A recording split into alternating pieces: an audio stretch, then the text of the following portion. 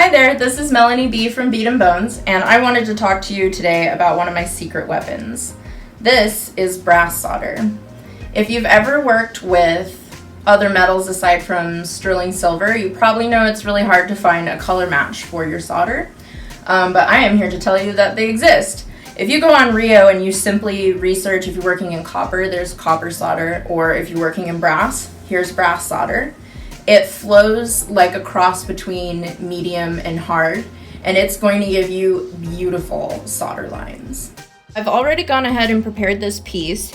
I've used flux and heated it, and I kind of used that like a glue a little bit so that my bezel doesn't go anywhere.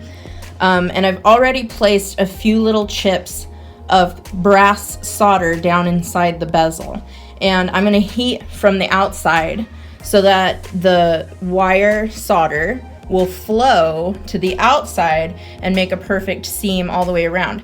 And I've chosen to use brass here because the bezel is relatively visible. So I'm going to use brass wherever it is the most visible, which does tend to be wherever you're going to use hard or medium solder.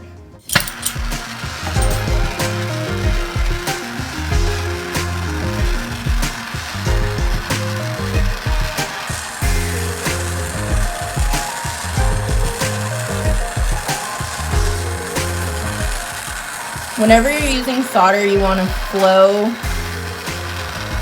from the inside out. That's how you create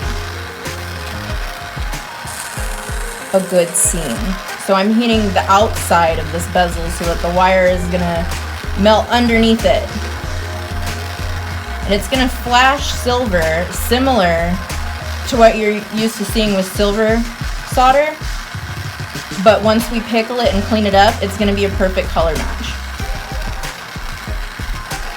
And here we go. You see the silver? It's flowed. And now we can quench our piece.